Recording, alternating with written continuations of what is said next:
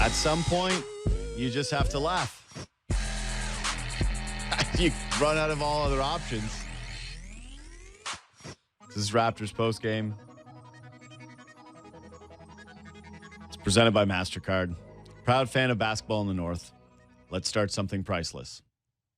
I'm JD Bunkis. He is Donnovan Bennett. We are with you for the next hour to try to explain what happened, where we go from here. And for those of you that would like to commiserate with us, we encourage you, and we actually employ you, because I think we need some help getting through tonight. This is kind of rude, making us do this full hour after this. After LeBron James was so excellent that he changed the city's name to Lebronto, which is now, at latest I checked, the number one trend in Toronto. But yeah, the Raptors get smashed. We're here all night. Tweet us at JD Bunkus, at Donnovan Bennett. Use the hashtag SNRaps. You can give us a call at 1-888-666-0590 or star 590. You just pick the option. You come listen to our show instead of the Blue Jays game or the Blue Jays talk. So yeah, I said to you at the beginning of the third quarter, Mr. Bennett, that the Raptors played a really good half, but they were unable to separate themselves. And the feeling was very similar to the third quarter of Game 1, where Jonas Valanciunas took over, but some mistakes late and a late Cleveland run made it only a 5-point game heading into the third. This one was a 2-point game heading into the second half. And it felt very much like you were going to find out what the Toronto Raptors were made of, if this group was truly different, if they had the mental fortitude, if they had what it took to beat Cleveland when it was going to be tough. We felt like they probably needed a big lead, that everyone would feel a lot comfortable that way, but they weren't afforded that, and it didn't look like they were going to get it. And they came out in the third quarter and just absolutely got pumped. They got pummeled. It was just like, it reminded me of a UFC when Brock Lesnar used to get on top of guys when he was on his prime, and he'd just be dropping the hammer fists. Those old GSP, just complete domination, because they went on an 18-5 run. They went 3 of 3 from deep in that run. They went 7 of 9 from the field. The Raptors couldn't get a stop. And the Raptors had no discernible offense. Kyle Lowry picked up a foul. They started turning the ball over. Serge Ibaka didn't even last 2 minutes into the second half. And it all fell apart there. And I think that it's fair at this point to question the makeup of this basketball team from top to bottom. I think the game was lost again at the end of the first half. It was similar to, as you mentioned, Game 1, where you're playing well. Game 1, you played well, outplayed them badly, and we're only up 3. Tonight, you outplayed them badly again. We're only up 1, I believe. In the first half, there were some good things. Ibaka had 5 rebounds, which you expect him to get in a game, not in a half. Yeah. 7-0 in fast break points. But LeBron sits, and in that 3-minute and 13-second span, you're -2. You get 4 points on your 7 possessions offensively. These are just massive opportunities wasted. And I know it seems odd to say that in a 20-point game, but when you're playing the greatest player of the generation, some would say the greatest player of all time, you have to build in some insurance, because a night like this is going to happen at least once. A half like this is going to happen at least once, if not 3 or 4 times. And so LeBron James was nuclear in the second half, specifically in the fourth quarter. And listen, they tried everybody. Siakam. They tried Lowry for a stretch. Derozan got him for a bit. OG got him in the first half, not as much in the second half. It didn't matter who guarded him. It wouldn't have mattered if 2 people were guarding him. They could have shipped Andre Iguodala here on a bullet train from 2 years ago. Sure, and it wouldn't have mattered. And we'll have the greater conversation on what this means moving forward. 1-888-666-0590, star 590, and hashtag SNRaps. Help us get through this hour, because it is cruel and unusual punishment that we have to talk about this game for an hour. The only thing priceless about that was LeBron's performance. But the the issue is when you're trying to dethrone a champion, like in boxing, when you're trying to get the belt, you have to knock the other person out when you have the opportunity. LeBron in 2 games has done that. When there was a sliver of an opportunity in game 1, and when they left the door wide open after playing well in the first half in game 2, the Raptors didn't. And why that is, we can analyze, but I think that the opportunities missed are the 2 things that I walk away with after tonight. Yeah, I mean, the second quarter was big. Don't get me wrong. They were still up in the third quarter, and they were at home, and they're the deeper team, and they're supposed to be the more talented team. And I will say this about missed opportunities in the first half. The Raptors held them to 3 of 12 from the three-point line in the first half of that ball game, and the Raptors shot 7 of 14. Kyle Lowry missed 1 freaking shot in the first half. And this wasn't quite like game 1 where Lowry faded completely, but I mean, when you're getting pumped the way that you do in that second half and you take bad fouls. I know he definitely got screwed over at the end of the second quarter with that horrible charge, but now looking back on it, it's hard to put that into any part of this ball game considering the way things shook out. But yeah, you had a second unit that gave you some life. They moved the ball extremely well in the second quarter. Lowry was great. Like I said, he started 6 of 6 from the floor with 3 threes, and he had no turnovers. At the end of the half, he was 6 of 7, and he had a couple. But yeah, you're right. The failing to push to a bigger lead when they played that well early was really tough. And I think you got to give a lot of credit to the Cavaliers for getting Kevin Love involved, because he was a non-factor in game 1. He was struggling with, I think, confidence and health issues throughout the first round. He was nowhere to be found. And then all of a sudden in that game, they decided to go to him early and often. They pounded him inside. They put him in pick and roll actions away from the basket and sucked JV out. Let him shoot threes. He missed a couple of shots early. Who cares? Keep feeding Kevin Love. Keep letting Kevin Love build up his confidence. So after a game 1 where he finished with 7 points and 3 of 13 from the floor, he damn near had 13 shots in the first quarter. Like, he was the entire offense early. But he finishes with 31 points, 11 of 21, 2 of 6 from 3, 11 rebounds, 2 assists, a block and a steal. And he looks like the running mate LeBron James needed. And I think that strategy worked out for Cleveland. They knew that going small was going to benefit them, even if it did hurt them for a large stretch in the third quarter of game 1. They stuck with what they believed in, and they punished the Raptors all game long, because those 2 guys, LeBron James and Kevin Love, the Raps did a good job of taking away Kyle Korver tonight. J.R. Smith wasn't hurting them in the first half. Again, 3 of 12 in the first half from deep. They did a good job of keeping those guys out of there. The problem was those other 2, and that's why it stuck with the Raptors. Like, all the things that you thought were their problems. Stars not showing up? Nope, check. Kyle Lowry did that. Turning the ball over? Nope, they didn't have really any turnovers. I think they had 4 in the first half. Take care of the ancillary players, the borderline guys that knock down shots. Yep, you got that. 3 of 12. Kevin Love, him and LeBron in that first half, they killed him, and they kept it tight and they kept it close. And it's funny because Ty Lue continued to start Love at the 5, which I thought was a curious decision looking at the way game 1 ended. Mm-hmm. And one of the keys for me for the Raptors coming in was, guarding the 3-point line. And how do you guard it? Well, deterring shots. And between JR and Korver, they had 18 threes in game 1. So you thought maybe you lower that number. You're giving yourself a fighting chance. If you give them 18, of course they're going to make 10. They're great 3-point shooters. They held them to 2 and 3 respectively tonight. You're thinking that's a win. But then Kevin Love is the Kevin Love that LeBron forced them to trade for. The Kevin Love where LeBron didn't mention a couple guys' names who were on the team in the letter because they were being shipped to Minnesota. Kevin Love was the Minnesota Kevin Love. He was a plus 21. He was a bully on the block. He stopped being Chris Bosh in the Miami Heat Big 3 and went back to being the player he was 4 or so years ago. I do got to give credit to Ty Lue, though, because there was a point, and I think that it was the turning point in the game. You and I both marked it, right, where Kevin Love came in and Casey went right back to JV in the second quarter.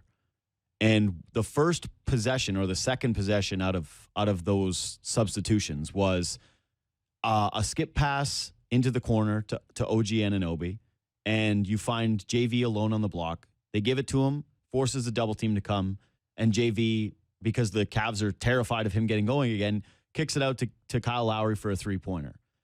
They get a stop. The Raptors come back down. Lowry gets another three-point opportunity because of a foul.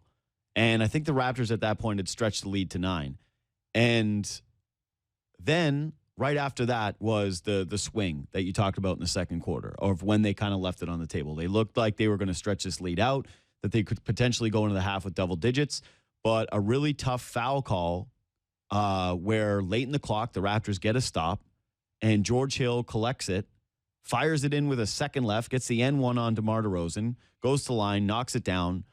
They get the fourth foul on Kyle Lowry, and they knock down another 3, and you go into the second half, and it's a 2-point lead. But that's the part I really do want to examine, because as good as they played, I still think that there was their template for them to win that ball game. And yes, you can comfort yourself by saying LeBron James had an all-time performance, which is totally fair, but there's also no reason to believe that LeBron James won't be able to do that at home. Or at this point, what you're looking at is, do you think that the Raptors can play with enough toughness or believe in themselves when they've lost now, 8 straight games to Cleveland in the postseason? That is correct. That they'll be able to show up on the road and give them a tough out and play the way they did in the first half, or through, the first 3 quarters of game 1, or that it's going to be similar to what we saw when Toronto played them last year, where I know that you didn't have Kyle Lowry, but they basically laid down and died, or when they played Washington and got swept and they just decided to lay down and die. Yeah, it's a good point. And I don't think our listeners, and we're going to get some of them involved in the conversation, want to hear us get in the weeds about rotation decisions or matchup choices, because this is a bigger conversation at this point when talking about this series, this team, and its future, and what the immediate future looks like in this series. I really thought the Raptors were going to respond tonight. I thought, and I but the first half they kind of did, no? They did, but I mean a bigger response. I thought they said, you know what? We took a punch. We didn't finish the way we wanted to, but in the previous years, we got blown out. We lost, but we proved that we could play with them. This is a team that has never lost back-to-back games on home court this year. It's like they're going to get one. They're going to win in a resounding way. Mm-hmm. Said that to my father-in-law. He texted me after the game and said, "I will never listen to you ever again." Ouch. And was that just now? Yeah, and I can't blame him. I mean, he should have used the hashtag SNRaps, but I can't blame him, because, and his next question was, is the series over? Yeah. And I think it's a fair question to ask, because the Raptors are a sparkling 1-28 on the road against LeBron James. They've never won a game when they've been down 2-0 in a series. And LeBron, with the lead in a series, up 2, he is 21-0. Mm-hmm. So the number's not on your side. And if this is fait accompli, if this is going to be a 4-game sweep, or maybe if it's a gentleman's sweep, maybe you miraculously get a game. LeBron gets cramps. You get one in Cleveland, you come back home. Does anyone think that if you were to get one on the road, that you'd be able to get another one on the road at some point? This is the best. I say all that to say, this is the best Raptors team of all time. I don't think anyone would really debate that. We want to talk about the Carter year where he missed the shot at the end. Okay, sure, but this team is certainly in the Masai Ujiri era is the best. I don't think many people would debate this is the worst Cavs team that we've seen. You don't think LeBron. There's a case now for the Bismack Biyombo team, considering they at least did take 2 games at home? And they were the underdogs? Like, that's the crazy part about this to me, is remembering that the Cavaliers opened as plus 190 dogs. The best players on that Bismack team that are still on this team are better now.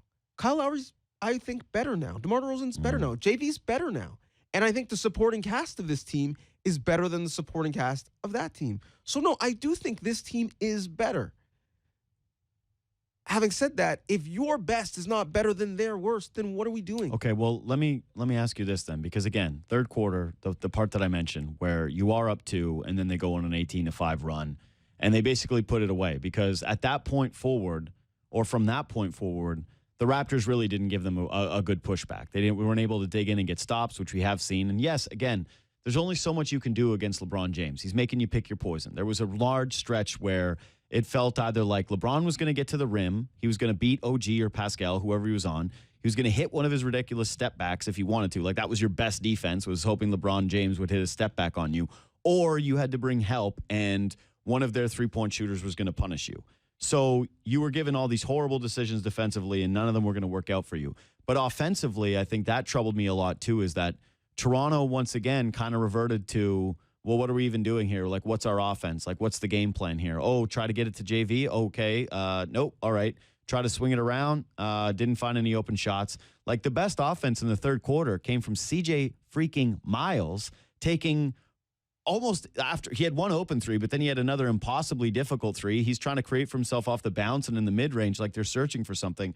When you look at this, is this more, do you not believe at this point now, because we've talked about this before, that this is a mental blocking and that there is something that breaks the confidence of, I will say this too, Demar Derozan and the trickle-down effect it has to the rest of the team, when you consider that they are the better team, that or better than they've ever been, and that they were in a position where they should have been able to at least push the Cavs better. And then you watch a second half like that, and like, how do you explain it? Like, when you look at that run, is that just you're overmatched? Is that just LeBron James' brilliance? Or how much of that do you put into, like, where was DeMar DeRozan? Like, what was he giving to you in that second half? Well, I disagree with your premise that it was an offensive issue. I mean, they shot 54.3 from the floor, 40%. I'm saying in three. the third when they went on that 18-5 run and the game completely changed. That I'm not looking at the game overall. The Raptors played incredibly. If you look at the box score, it's going to tell you a different story. It's going to tell you lies. It's going to tell you that they played a really good first half and that pushed up a lot of guys' numbers. I'm saying the third quarter where they completely looked lost. Like, you would agree that when the Cavs got rolling, the Raptors looked like deers in headlights. Like, they didn't respond emotionally. They didn't respond with any facet of the game that looked fluid or solid. Far be it from me to defend the third quarter. But I just don't think it was offense was the issue. They scored 24 points. They gave up 37. Mm-hmm. They gave up 37 points in a quarter. Again, I'm not saying that the offense was like the primary reason they lost. I'm saying it was all a part of it, that nothing was working at that point. And that the offense did come on some tough threes, but ultimately you didn't look like the cultural reset to me. Like, it didn't look like it in the second quarter where everyone's touching the ball and everyone's creating for each other and getting open shots. And Kyle Lowry's making good shots. And even in the first quarter, DeRozan's attacking the basket and getting what he wants there. Like, nothing that we saw in the third quarter. Like, defensively, I at least have an explanation for that. Like, 37 points is unacceptable, but if LeBron James is going to play perfectly, it's really tough to slow him down. You got to be able to match the intensity punch for punch, and you have to figure out how you're going to score on a defense that was one of the worst in the league, and figure out a way to hang around in that ball game. And it just looked like, body language-wise, that they completely collapsed, that there was no fire from anybody other than, earlier in the game. But in that third quarter, that they just collapsed, man. Like, there was just nothing. Nothing was working for them. There was no combination of players. And I thought, again, that CJ Miles is the player that's playing with the most heart for you. That's tough. Like, that's tough to look at. I think JV played with heart. I think Kyle played with heart. I mean, he hearted himself into a bunch of fouls, some of which shouldn't have been fouls, but that's another conversation for another day and not the reason why they lost, Raptors fans. So relax on the referee tweets. I've already seen a bunch blaming the officials. The effort, the hustle, how that manifests itself is different for different teams. For me, when I think about effort and hustle on this team, I think about getting out on fast breaks. And how do you get out on fast breaks? You create turnovers. The Raptors had 2 blocks in this game and 2 steals. 2 blocks and 2 steals. 48 minutes against a team that really doesn't have, it's not like they play against Chris Paul, who's so good at taking care of the basketball, or Jose Calderon even, who is, assist to turnover god. 2 blocks and 2 steals? Like, so me, that is for a team that plays with youthful enthusiasm and energy and exuberance, that to me, that's telling. That to me, honestly, when I saw that, I thought that was, well, clearly that's a mistake. Mm-hmm. Have I not refreshed my computer? Was that some sort of rounding error? Yeah, and I think the two are tied together because those blocks by Siakam or Ibaka, who wasn't really playing even at this point, those steals by DeLon, those infuse your offense for this team that needs it, but also gives your team some energy. I think those things are infectious, and we didn't see any of those plays tonight. I just think it's harder to rely on that when LeBron's playing the way that he did. Like, to all of a sudden be hoping that you're going to get blocks and steals when LeBron James in isolation, like, you've already made up your mind. And I think it's the right decision still that you want to leave LeBron James one-on-one with people and you don't want to come help, because that's how the Cavs got in. That's how they got back into the game on Tuesday night. Or sorry, what day is it today? It's Thursday? Yeah, Tuesday night. That's how they got back into it. And you try to stick with that one game plan. It's just like I said with Ty Lue sticking with his small lineup. Dwayne Casey decided to stick with trying to stay home on shooters and not let LeBron James get involved. But I'd say this too. That was a tough one defensively for me. If I was going to nitpick on anything, it wasn't the scheme or the decision making. It was more that the Raptors with off-ball screens like still couldn't figure it out, and that LeBron was still able to find outlets, and that they were able to create mismatches where they got Kevin Love onto smaller defenders, and they said, okay, yeah, like we're gladly going to take this. Or when they did get the likes of a Jeff Green open, and the Cavs did miss some wide open 3-point shots, but that the guys that did end up getting open, it wasn't because there was help coming and you had to collapse on LeBron James for the most part. It was because they were doing a lot of actions off the ball and they were working, and LeBron James did have these outlets for him. So yeah, a tough collapse. I can't help but look at this and say that, again, back to the third quarter. You were in it. You were right there. You were at home.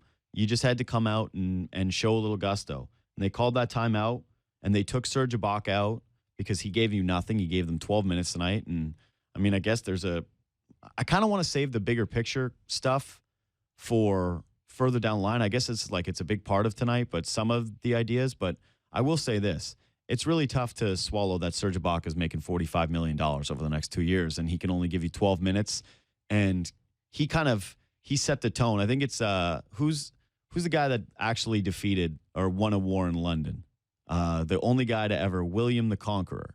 They have a story where he stepped off the boat when he first stepped on English soil, and he slipped and he fell down, and everybody was all rattled because it was like, oh man, this guy fell, and we're peasants who believe in this being a jinx, and they ended up winning that battle.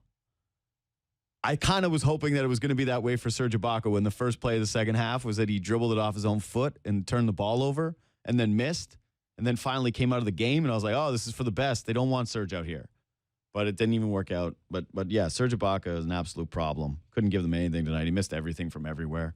If we were talking about gravity of a player, I'm letting Serge Ibaka shoot. I don't care if I'm the Cleveland Cavaliers moving forward. I don't even know if that's a tough one. I don't know how you get rid of that contract unless you take on something completely horrible. But yes, we will talk about the future of this team. We will talk about what it means. I do have to say that after watching that and the way that they wilted in the third quarter and the way that the Raptors broke down, and hard for me to imagine that this team is going to come back the way that it was constituted this year, or that you're not at least getting rid of one of your quote unquote big three, which I will say still includes Ibaka, but I don't know how you get rid of them. But I don't see Lowry or DeRozan, both of them, back next year if it goes this way. Really? So are you in for D-Day for RJ? Are you there yet? Well, I don't think that you can get that bad. Like, I don't think that you can all of a sudden turn your franchise that tough, because I do think bench mob is good enough, and I think that the East is so weak that you'd have a damn hard time getting to the top of the bottom of the pool here in the East. But if you can't get that bad, what's the point? Right? Because the pick you're going to get at 11 isn't that different than the pick you're going to get at 21, 22. Yeah. It's a good question. They're in a tricky spot, man. I don't envy Masai Ujiri, but something's got to change again. That's what's so deflating about all this, though, man, is that you literally changed your offensive style. You thought that depth and different and better play from your star players could be the difference, and you saw all of it throughout the regular season. And you get here against Cleveland, and ultimately, you just don't have an answer for LeBron James yet again. And there is, like I said, I truly believe that there is some mental blockage for the Raptors. And I know that I was skeptical. I really did think about it after game one and reflect and say, okay, they did tense up and they did choke up late in that game, but they hung around. And what's the conversation if one of those tipped basketballs goes in, right? It's what is the conversation? It's they finally did it. Okay, boom, boom, boom. And tonight, again, going back over and over again, but the beginning of that third, when Cleveland started to go on a run, they wilted completely. And this was the difference between the Pacers. We watched the game with Rob Wong, and he said, well, how did the Pacers hang around in this series? Like, what do they do differently? And I said, the one thing that really impressed me about that Indiana Pacers team was they didn't play scared. And when the Cavs would go on their 12-0 runs or 13-0 runs, they didn't go away. They found ways to get back in the ball game. Oladipo didn't shrink. He created. Their other guys stepped up and hit shots. They dug in on defense. They forced missed shots. They forced LeBron James to work. Everything for LeBron James tonight was effortless. Like, everything for their offense was easy. Kevin Love getting back into the series was easy. And a big part of that, too, is that Serge Ibaka, the guy that you think is going to be defending Kevin Love, couldn't do anything. Like, he's playing 12 minutes. He can't do anything. So there is a mental aspect here where I don't think that the Raptors, they see LeBron, they make the LeBron toe jokes, and it's all fair at this point. Like, I don't see how anyone could look at it and say anything different. To watch the Raptors the way they play every other team compared to the way that they played Cleveland in that second half. Like, that's a very unique version of the Raptors, and it's one that only Cleveland brings out. It's funny. At the beginning of the second round, the greater conversation about the league was, man, these playoffs are so fun. They were. Donovan Mitchell, oh my goodness, the Jazz and all the Raptors get through the first round, and the Sixers are fun and spicy. Look at the Celtics and all these Pelicans. And oh, look, there is some actual cool storylines. The NBA isn't just two juggernauts going head-to-head once again. We're now 2 games in, virtually, in every series. And if you ask most people right now, what do you think is going to happen? They're like, oh, Cavs Warriors again. Steph's back. Steph looks like himself. 11 seconds. He's back on the floor. Hits a 3. LeBron is LeBron again. The Warriors lose to Utah at home. Can't get any defensive stops. Or sorry, not the Warriors. The Rockets lose to Utah at home. Can't get any defensive stops. And in, 56 hours, it went from, man, the league is so fun again to, let's do it again for the fourth time. Here's the thing, though, man. I don't even believe that the Cavs are different or that they're starting to get going or that they're rolling or that they've changed. Like, there's some things about them. Like, yeah, of course, the template is always that if LeBron James has a game like that they can win and they can beat anybody in the Eastern Conference. But I still believe that if they get into a 7-game series with, the Celtics or the Sixers, that those two teams are going to put up a better effort than Toronto ended up giving them tonight, especially in the second half. God, you're right, though. How many games at this point would I bet on the Warriors? Like, how many games do you think the Warriors are going to lose from here on out? Like, what would you have to set the total at for you to take the over? Well, are the Rockets going to make it that far? But even if they do you really think that the Rockets, like Luke Mabumute and PJ Tucker and like that squad, is going to beat the Warriors in 2 games? I mean, they did score 50 in a quarter.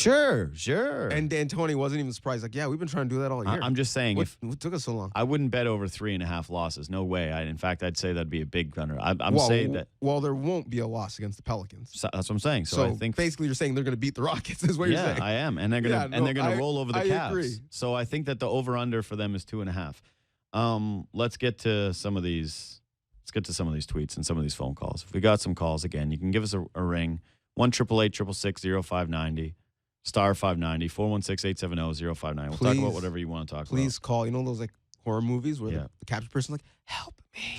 Like, call, just speak as long as you want. I just don't want to talk about this. So we'll start with the person that does have perfect attendance, our friend Brendan Delaney, but this is the saddest tweet I've ever read. Wow, his attendance might go down after what he saw tonight. No, but he said, I don't think it's over, guys. I still think they have fight in them. I don't know what the hell you're basing that off of. You just watched them. Like I said, that whole second half, they had time to prove their fight, and they didn't do it. LeBron just shot incredibly. The team also shot 60%, but much like the games 2 in Cleveland.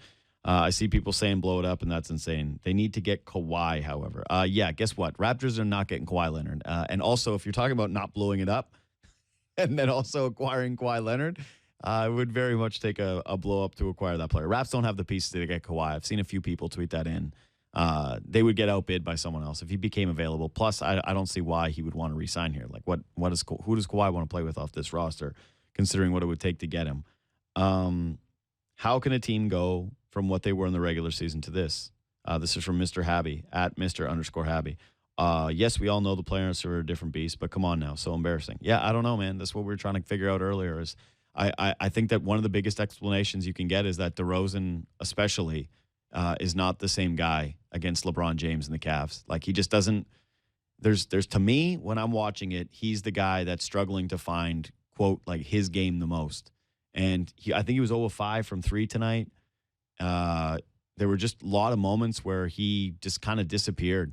And I'm not saying it's all on him. It's the entire team. There was lots of guys that weren't very good, but to me, the guy that sticks out the most over these last 2 games in terms of like what he looks the most different from the regular season, the way he's able to assert himself offensively and just what a gifted scorer he is and how he'd taken steps forward as a playmaker. It's all there. But I'm watching him give up easy buckets on defense because he can't figure out when the screen is coming, or he can't fight through one and his guy's getting wide open, or he's driving into the paint and into the defenses. And I keep that scene that plays out in my head is LeBron James saying, that's fine, when Lowry in the third quarter came down DeRozan came down in the third quarter and pulled up for one of those like tough mid-range off-balance shots. And I think about it that way. Like, what's the main reason to you that they look so different against that team? I'm not as critical on Demar. I mean, he did lead them in scoring.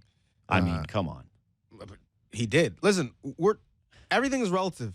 Do you remember DeMar DeRozan attacking the basket in the fourth quarter to get layups, like, and try to pad his stats is not leading the team. Like, I guess if you want to go by the letter of the law of DeMar DeRozan leading the team in scoring tonight, like he had 24 points. Not like he had 14. Okay. Do you remember watching their 2 stars the last 3 years in the playoffs? Mm-hmm. Have they been different this year? Yeah, I think they have. I think that DeMar DeRozan has been different. I think that 11 of 23 and 0 of 5 from 3 and being a team leading minus 22 absolutely qualifies you as not the first thing you say is he was the leading scorer. He shot 47% from the floor. It's not like he shot 14. Sure, and how many points did he get in garbage time when he was just going to the basket and trying to, like I said, legitimately pad his stats? But if he was shooting a bunch at the end and missing, you'd be like, same old DeMar, can't hit anything. But he was. You can't criticize him because 3 assists. Sure. And how many did they have as a team? Okay, sure. Lowry's the only guy who had I'm more. not asking you then. I'm asking you like what you think makes the difference, because to me it's DeRozan. That's my opinion. I think Ibaka is a much bigger issue than DeRozan. I think the lack of any sort of ability to routinely get buckets from that second unit, aside from the closing game against the Wizards. But the second unit was great in the second quarter. Like at the beginning when they came in, they moved the ball and every single guy scored except for CJ Miles because they were taking CJ Miles away. And then in the second half, CJ Miles was their best player in the third quarter. So like I can't put it on the second unit. Like how could it be them? Like everyone came in and scored. Remember, it was like Pascal getting passes from Yak and Yak finishing at the basket off the dribble handoff play and DeLon Wright stepping up and knocking down a three-point shot. And Fred VanVleet was terrific in the first half. And he hit some real big shots like for this team early in the ball game. He missed a few of them late when they went to him in the second half, but ultimately like the second unit did their part. Like they were asked essentially in the third quarter when Serge came out. Like Serge was definitely a problem and JV came out, but when they put them in, they said, okay, here, CJ Miles and Pascal Siakam and Fred VanVleet, you've got to change this game. Like you've got to be the difference makers. And like at that point, you're already too far gone. Like you're already too far down. You're looking at your leaders. Like at some point, you have to be able to look at your leaders, Donovan. And Kyle Lowry came out and gave them everything. He was perfect in the first half. Like you got to be able to look at DeRozan and look at him impartially and say that's not the same player that we've seen throughout the regular season. Like that's not the same guy. 24 points was not the story of DeMar DeRozan tonight. Like, how many plays did you look at other than the first when he was going at people, when he identified George Hill in a mismatch and decided that he was going to go to the basket and get an N1? Like, how many plays do you remember in the second half for the team's best player where he created good offense for this team? Outside of the final, like, couple of minutes.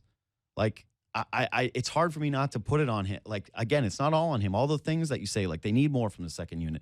They need more from Serge Ibaka. But ultimately, like, this has to come down to the two guys that they interview and that they put the montage together. Like, we're watching the ESPN feed, and there's DeMar DeRozan and Kyle Lowry talking about what an all-time great LeBron James is and how good it would feel to knock him off and how disappointing these off seasons are. Like, these are the common threads between all of these Raptors losses. And at some point, you have to be able to look at the top of the food chain and say, this is the reason they're losing. It's not the surrounding pieces. You can cultivate as good of a bench you want. You can get as many secondary players as you want. But very clearly to me, against LeBron James, the Raptors' two best players, just they're not good enough. and they don't rise to the occasion in this matchup. They shrink from time to time. And by time to time, I mean all the time. But we can agree, but the way we get to that agreement is vastly different. They scored combined 45 points tonight. So they didn't shrink from the moment. They didn't lay a total egg the way they have in previous playoffs. But do I agree that a team around DeMar DeRozan and Kyle Lowry as your best players probably isn't going to win an NBA championship? Yeah. Mm-hmm. I've said that for the last 3 years. That's why I said they probably should have blown it up. And so, no, if you're looking at the stars that are left playing, and you're looking at Anthony Davis for the Pelicans, and Chris Paul and James Harden for the Rockets, and all 4 of the All-Stars for the Warriors, and LeBron James for the Cavaliers, and soon Ben Simmons and Joel Embiid for the Sixers, do DeMar DeRozan and Kyle Lowry measure up to those guys? No, they don't. And so, but they've had moments like this year, like last year, DeRozan was 3rd All-NBA, and for stretches this year, we thought DeRozan was an MVP candidate. I mean, we didn't really think he was. We thought he would. I thought for a while. You thought he was gonna? No. I thought for a while during the regular season that DeMar DeRozan should garner MVP votes. He faded away, and the bench became so important, and the Raptors weren't as strong down the stretch. But up to that, like when the Raptors beat Houston on that Friday night game, and they had been whipping together wins, and DeRozan had played so well all season long, like I was questioning him as like we've had conversations about him as a player in terms of like what he changes the ceiling or how he changes his own ceiling. And again, I don't mean to make this into like a DeMar DeRozan hate fest, because I like DeMar DeRozan. I think he's a good player, but there is something about his game. Like you just talked about John Wall in the last series and about how there needs to be an evolution as a three-point shooter, and that it's really hard for guards in the playoffs to win when you're a primary scorer and you don't have that in the toolkit. Mm-hmm. And I feel the same way for DeRozan. Is like, again, he was 0 for 5 from 3 tonight, and that matters. Like not being able to stretch out defenses and know that they're going to play you for certain shots. Like he becomes a little bit too predictable in the postseason, and I did think that happened tonight. We're going to get to the calls. We're going to get to the tweets. I want to get everyone involved in on this one. AJ, there's a good tweet at Azon798. Raptors need to play hard for the whole game, not just one half. I feel sorry for Sonny K, who stayed up. He's outside, said 4 a.m. where he was to watch this game, but he says he feels sorry for us. We have to do this whole game.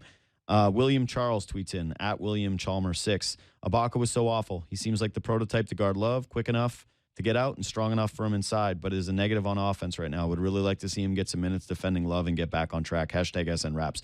At this point, you're going to need Serge Ibaka to get back in the series. So I tweeted he's borderline unplayable right now, but it's not as though Casey has the luxury at the position to go away from him. Like he still has to do the same thing.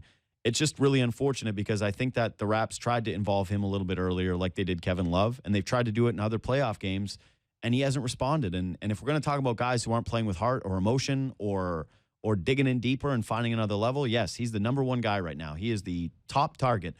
And for someone who's making $65 million for 3 years and says he really wanted to be here and be in a winning team and be with the Raptors, like it's about damn time that Serge Ibaka does something. And if he can't hit shots, he better start crashing the glass, or he better start playing better defense, because he got absolutely embarrassed when his few stretches on Kevin Love tonight, like going up and down and nothing even close. So yes, I completely agree with that. Michael tweets in, can we start the Paul George campaign now? 2, I don't see this becoming a series. 3, I don't need to see CJ on Love to know it doesn't work. 4, I can do without the DeRozan plus bench lineup. Actually, you know what? That's the thing I'll take out of this. Yeah, I'm done with the DeRozan plus the bench lineup too. I don't see what it's doing for you. I get the principle of it, that you want to have an offensive creator out there, a ball handler that can go to the rack and score. But time and time again, we've seen it, and time again, it's been very underwhelming. Yeah, I mean, I don't think we would have seen it as much, if at all, if Lowry wasn't in foul trouble. I think it would have been just the Lowry plus bench. But they've done it in the past, right? Like this is something they've done at the end of the first quarter. They let DeRozan stay out there. And actually, one of the DeRozan plays that pissed me off the most, strangely, in the game was at the end of the first quarter when the Raptors got possession back with about 11 seconds. And instead of just like, DeMar was effective that quarter because he was going to the basket. And for some reason, he let time run off the clock and settle for a three-point shot that, again, he doesn't have in the toolkit. Daniel in Toronto, let's do some phones. 1-888-666-0590. Daniel, what's up, man? First of all, thank you so much for taking my call. The No sweat. conversations have been really great and entertaining. And JD, I give you a lot of credit. Donovan, you as well. But JD, to produce and be on the air, I know it's hard work. I give you a lot of credit. I'm not producing. We have Papa. He's producing the show. I'm right here. I know you produce other shows. So. I host another show, 1 to 4, good show, which Donovan's on with me tomorrow. But yes, thank you for the used to be compliment. behind the scenes when I did. I used to, man. I did. Thank you for the compliment, man. You guys are saying all the right things. With regards to DeMar DeRozan, JD, I totally agree with you. I think that there's actually a mental toughness issue. I think that, if you're going to be a star on an NBA team, you have to be able to know when it's time to put your foot on the gas pedal and take someone's neck and put your foot on that neck and just finish off the game. And DeRozan doesn't seem like he does that. Like when the Raptors are up, he should be able to take over the game. And you know what? Let's put the three-point shooting aside for a minute. There was a time period in this game in the third quarter when the Cavs went on their run when DeMar DeRozan just didn't go to the rim anymore. Mm-hmm. He's got to go to the rim. He has to utilize his mid-range game. Most of the players on the Cavs, besides LeBron and their bigs, he can take one-on-one inside of the post. So if they're not going to play a distribution game and he wants to have the ball in his hands, then he has to utilize his mid-range games, and he did none of that. I agree with you. Most of his points came off of him being aggressive in the fourth quarter when the game was over. So that's my point about DeRozan. And I'm not a DeRozan hater at all, to be honest with you. But I think you said a lot of smart things there, and thank you for the call. But here's my question to you: is Game 4 against Washington, when he was doing the same things that you're asking, and the results weren't great, wasn't the criticism that he was forcing the issue too much, that he should have been a facilitator? But I don't think that it needs to be, it's not he can be both. And we saw that in Game 5 for the Raptors. That's the thing. We know what DeRozan can be as a player. Right, but the difference was they won Game 5. No, so we were happy with the result. No, but the difference was also that the field goal percentage was up. He took 5 less shots in Game 5, and he had more assists. He was more efficient. There's a better version of DeRozan that doesn't need to be all the way one way or all the way the other. And I don't think anyone's advocating here that DeRozan not take any shots ever, or that he's just acts as a facilitator. Hell, again, I thought he was effective down the very end of Game 1 against Cleveland as well, finding Fred VanVleet with those passes. That's what I want to see from DeRozan. It's not just about going to the basket and necessarily shooting. It's about going to the basket and drawing in defenders and then knowing where to move the basketball. But the specific comment was, it's a mental toughness issue, and DeMar DeRozan doesn't know how to step on the neck of an opponent. I don't think he does.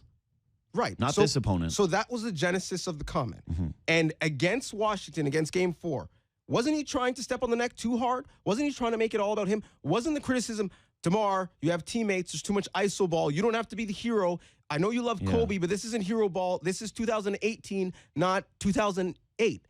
And so all I'm saying is sometimes we play the result. And when the result doesn't go in favor of the team, we look for a reason as to why to give blame. When if you're going to criticize him for the hero ball and trying to win too hard, then we can't have the conversation a week and a half later that he's not trying hard enough and he's not stepping up to the moment because he's not mentally tough enough. But I don't think that's inconsistent. But we can, because it's not inconsistent, because it's a different opponent, first of all. It's one that he has struggled against in the past. But we're talking about him as the player. I know, but I'm telling you that I don't think that this is a conversation about DeRozan. We thought LeBron stepped on the necks tonight. Like we said, he did it. He went out there and he identified when the Raptors were vulnerable, and he decided to take away all of their oxygen. And that's not something that he only does with his scoring. It's something that he does with his devastating passing and by getting to his spots. And I think that's the same thing with DeRozan, is that people know when DeRozan's going well, and people can identify when he's trying to do a little bit too much offensively or when he's playing a little too selfish. I don't think that it's always one or the other. But when LeBron loses, Skip Bayless and the other LeBron criticizers call him LeChoke James and say that the difference between him and Michael Jordan is he doesn't have the clutch factor. But don't if you want to bring in bad arguments. But LeBron James had moments in his career where I think he had some similar problems too. I think that I remember when they did lose the Mavericks, LeBron James was a little bit too passive. There were moments where he was deferring a little bit too much to his teammates, and that didn't mean that he couldn't get better or that he wasn't a certain guy for certain stretches. It just meant that he learned from it. He got better, and he came back the next year and he won. And so far from DeRozan, he hasn't been able to identify with the Cavs, or not in this series anyways to me, how he's going to elevate his game and find that right balance that makes DeRozan so special. Steve in Toronto. Steve, we got you on the line. How's it going, man? Welcome to Raptors Postgame. Good, and I think the word that we're looking for is killer instinct. And I'm not going to touch on that, but I think that's where there's a little bit of lack, and it leans into my discussion about this is a war, and I don't think the Raptors understand the war mentality to win. This isn't a regular season. This isn't even a first round, but to win and succeed in any of the big sports, you need a war mentality going through the playoffs. And I just, don't feel that they have that. And I think if they had some I know they brought in various different veterans to try to bring that, but a Charles Oakley on this team would not allow Cleveland to do certain things that they're doing. When LeBron James turns to the bench and flexes, that needs to become personal. When LeBron James shoves off Van Vliet, that needs to become personal. You don't come in and try to caress LeBron James. Someone needs to come in and take a stand to him. And it's the same thing with Derozan. When he takes a flagrant to the side of the head from Love, and I understand this isn't hockey and this isn't a goon mentality, but it's war. So there has to be a message sent. Okay. And I feel that needs to be sent to Cleveland, that we're not going to let you step on our throats. We're not going to let you take over a game, because there's going to be repercussions to that, and we're going to play you tough and we're going to play you strong. And I understand he's a big guy. I understand he's one of the, not just by size but by strength, one of the strongest players in the league. We have a great bench. We have to go after him. We have to make it personal to win. Hey, Steve, thanks for the call, man. So I think that there's a couple of things here. One is that the Charles Oakley type, like I've heard this before, and I do think that the Raptors, going back, this is why, and I'm not saying that they should have re-signed Bismack Biyombo or anything to that sort, because he got way overpaid.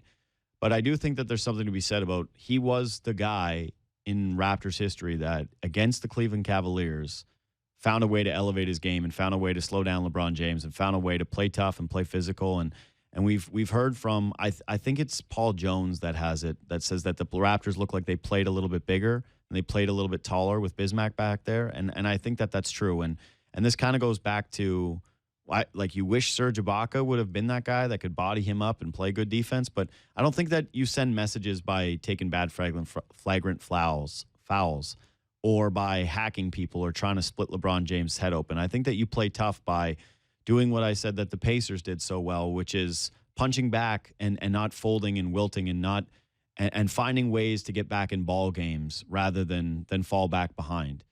Digging in on defense, getting stops. Can you throw down a hard foul at times? Sure, but generally it just puts you even further behind the 8 ball. You don't want to put LeBron James at the line and let him shoot free throws and then also keep the basketball.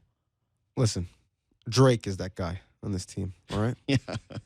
I understand the call, and I understand the mentality, but, I mean, who was that guy for the Spurs when they were winning a championship every other year?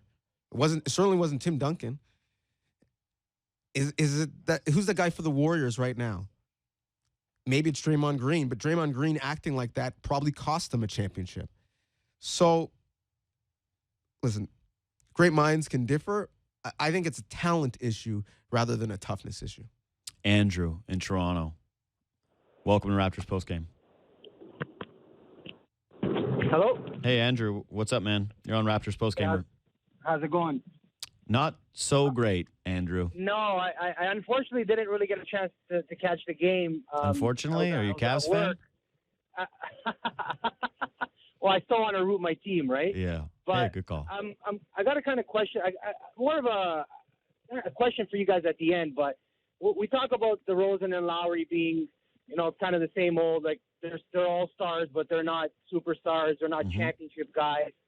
Can the same be said from an X's and O's perspective with the coach?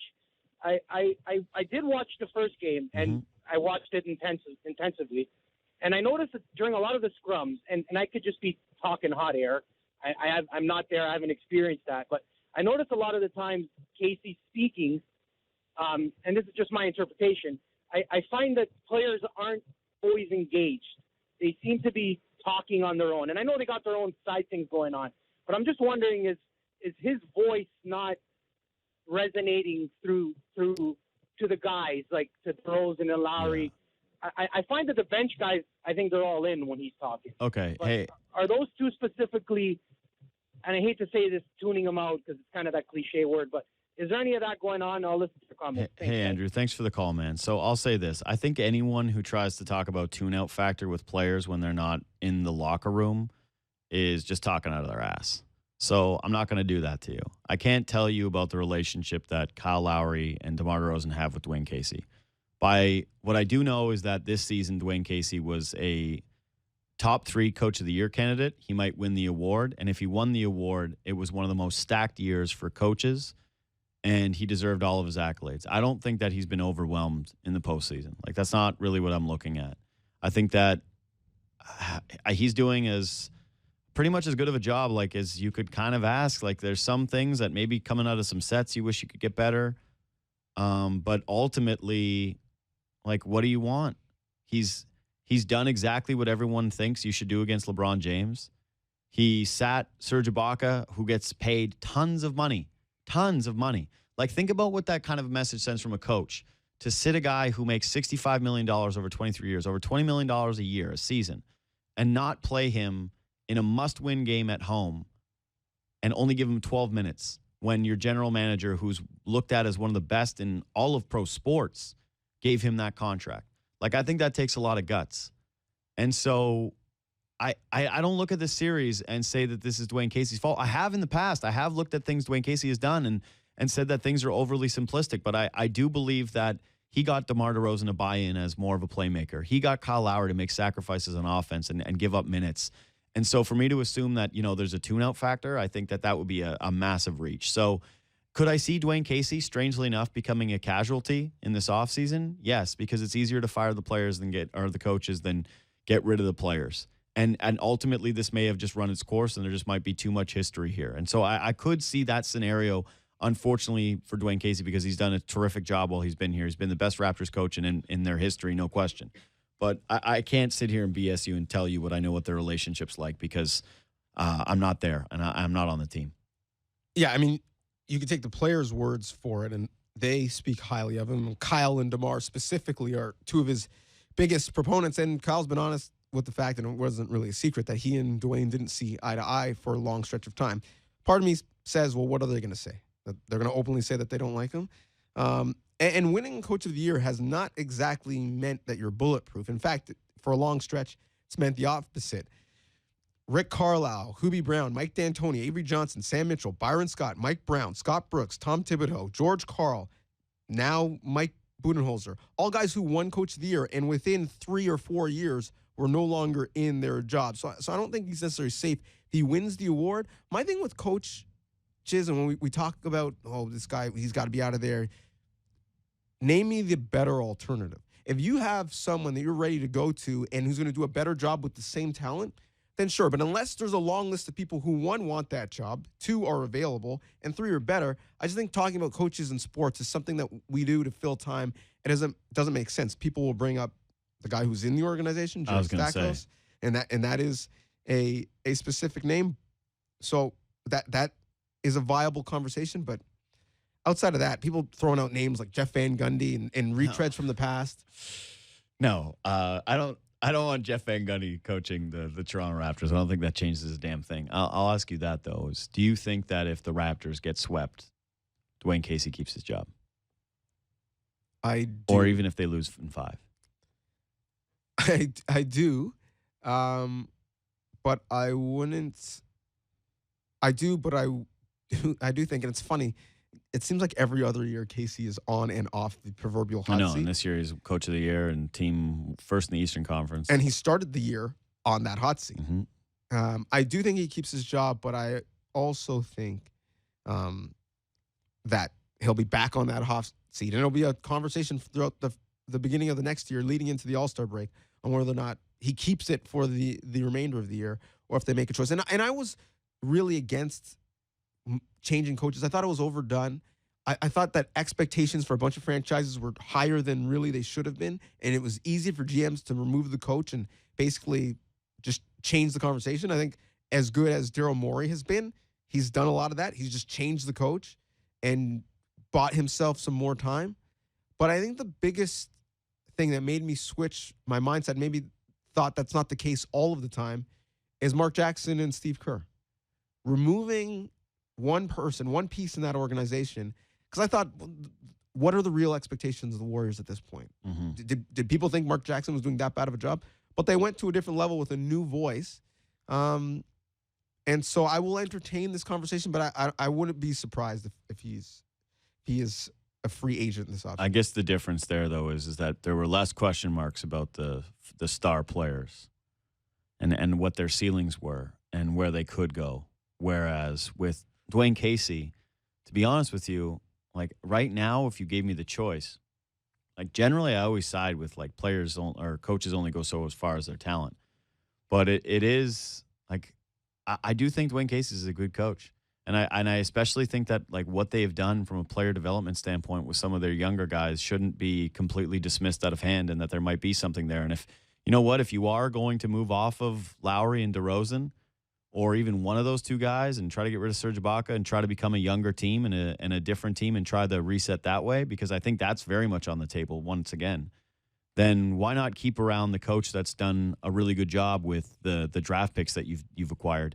Agreed. The Stackhouse camp would say, well, who's the guy who developed a lot of those guys? But I'm here for that argument. Like, I really am. I think that if you were going to move off of Dwayne Casey, that the top coaching candidate would be Jerry Stackhouse. And if you look at the interest that, how many trips did Jerry Stackhouse have this offseason? I think three interviews with three different teams. His air miles are up. Right. So he's very close. Like, I don't think anyone, if you were going to bet, you would bet Jerry Stackhouse is going to be a head coach in the NBA within the next 2 years. If he coaches 905, my bet would be that it's his final year coaching the 905. Yes. And in fact, you could see him move off of that at some point this year. But yeah, I guess if Masai Ujiri and they know something we don't know, that Jerry Stackhouse would really cause that much of a change or a difference, like fine. But would you make Jerry Stackhouse a lead assistant on this team? If he wanted it, of course, yeah. If he wanted it, but I think he kind of likes being the head coach of the G League team. Like my understanding is that like he was already with. I guess he could change. Like Jesse Mermis was the head coach of the G League team and accepted a assistant position with the Lakers. Maybe he wants to be an assistant. I don't think there's anything holding Stackhouse from the bench.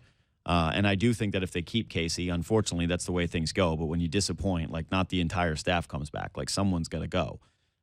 Whether that's Rex Galamian, who knows? But yeah, I think Stackhouse at this point holds a lot of cards for the Raptors in terms of their future coaches. We're going to be back on Saturday, unfortunately, at 8:30. I'd like to say that the Raptors are going to dig in and show us some mental fortitude and play tough and try to give this a go and come back. But it's hard to picture that considering, you know, the sample size we're working with now of this team in the playoffs. And what they've shown when their backs are against the wall like this, like they did, again, tonight in the third quarter. We will have this out in podcast form, but Donnovan Bennett has actually agreed to do 3 hours of radio with me tomorrow on Good Show from 1 to 4, so you can catch us there. It's going to be a lot of Raptors, unfortunately. I just want to tell you right now. Like it's the big story of the day. Can we just replay this tomorrow? I think we can. Maybe we can try. We can try to play some of this. We'll do a little bit of some other things. We can go over some of the other stuff. But yeah, again, tomorrow you can catch it on I from 1 to 4 on Sportsnet 590 The Fan, and on you can stream that as well. It's also a podcast there for a Good Show. And for the rest of you, thank you to the associates that have joined us and have downloaded this podcast. And thanks to those of you that have tuned into Raptors Postgame, which, again, is presented by MasterCard. Proud fan of basketball in the North. Let's start something priceless. We'll see you either tomorrow or Saturday night. Thanks again.